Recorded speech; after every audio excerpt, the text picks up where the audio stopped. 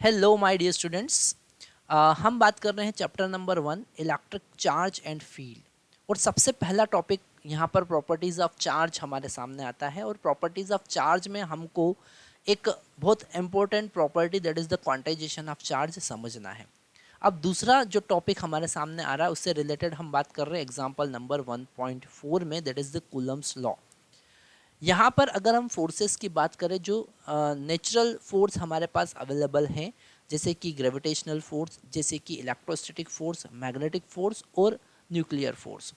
अगर हम कंपेयर करें ग्रेविटेशनल फोर्स को और इलेक्ट्रोस्टैटिक फोर्स को, तो ग्रेविटेशनल फोर्स बहुत ही वीक फोर्स होता है और इलेक्ट्रोस्टैटिक फोर्स बहुत ज़्यादा स्ट्रॉन्ग फोर्स होता है। उसी चीज़ को वेरीफाई करने के लिए हम यहाँ पर एग्जाम्पल 1.4 देख रहे हैं। चलिए एक बार क्वेश्चन देखते हैं। Coulomb's law for electrostatic force between two point charges and the Newton's law of gravitational force between two stationary point masses both have inverse square dependence of the distance between the charge and masses respectively। हमको पता है अगर हम gravitational force की बात करें, okay, अगर हम ग्रेविटेशनल फोर्स की बात करें, अगर हम ग्रेविटेशनल फोर्स की बात करें, एफ जी की बात करें, ओके, तो वो होता है G m1 m2 divided by r square gravitational force. अगर हम इलेक्ट्रोस्टैटिक कूलम्स फोर्स की बात करें, ओके, कूलम्स फोर्स की बात करें तो वो होगा F E is equal to k Q1 Q2 divided by r square, या फिर Q1 Q2 divided by 4 pi epsilon not r square. Okay, दोनों इनवर्स स्क्वायर लॉ को फॉलो करते हैं। उसी से रिलेटेड ए पार्ट हमारे सामने है। ए पार्ट में बोल रहा है compare the strength of this forces by determining the ratio of their magnitude first. इसका फर्स्ट पार्ट हम देख रहे हैं बिटवीन इलेक्ट्रॉन एंड प्रोटॉन। तो हमारे पास में एक इलेक्ट्रॉन है और एक प्रोटॉन है। ओके, इन दोनों की अगर हम इलेक्ट्रिक फोर्स की बात करें तो वो होगा के, दोनों के ऊपर चार्ज, एक के ऊपर प्लस ई होगा और एक के ऊपर माइनस ई होगा। तो चार्ज कितना होगा ई Q1 इंटू Q2। हम अगर नेगेटिव साइन की बात नहीं कर रहे क्योंकि हमको मैग्नीट्यूड की बात करना है, डिवाइडेड बाय आर स्क्वायर।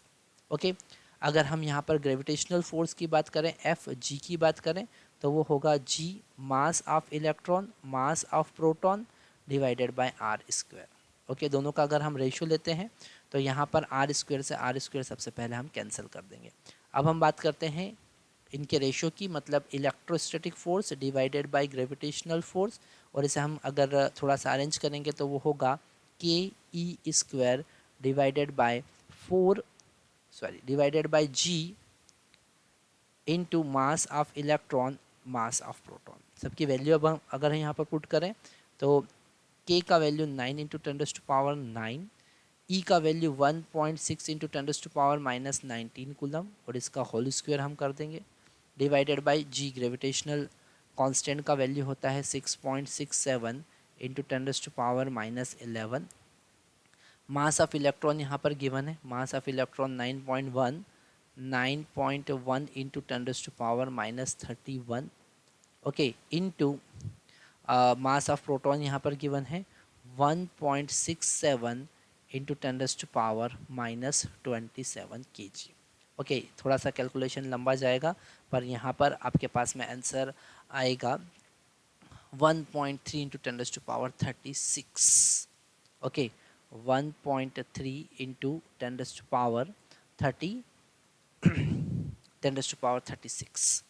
यहाँ से हमको समझ में आता है कि जो ग्रेविटेशनल फोर्स है बहुत ज़्यादा वीक फोर्स होता है और इलेक्ट्रोस्टैटिक फोर्स बहुत ज़्यादा स्ट्रॉन्ग फोर्स होता है। सेकंड वाला पार्ट की हम बात करें, सेकंड यहाँ पर इसका बी पार्ट हम सेकंड पार्ट देख रहे हैं फॉर टू प्रोटॉन्स। तो इसी को हम प्रोटॉन के लिए बात करेंगे तो हमारे पास electrostatic force divided by gravitational force होगा k e square divided by G. यहाँ पर दोनों मास हमको प्रोटॉन के लेना पड़ेंगे तो एम पी का होल स्क्वायर हम लिख सकते हैं। सारी वैल्यूज़ यहाँ पर पुट करेंगे। के का वैल्यू हम लिखेंगे यहाँ पर 9 इंटू 10⁻⁹।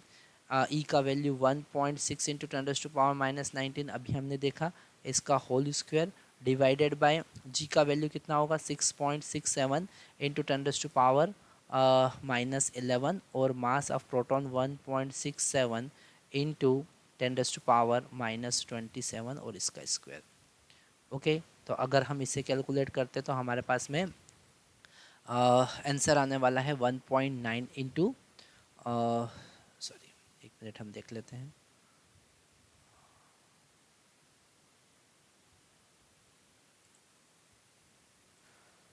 तो कैलकुलेट करने के बाद में हमको यहाँ पर अप्रॉक्सीमेट मिल रहा है 7 इंटू 10⁻32।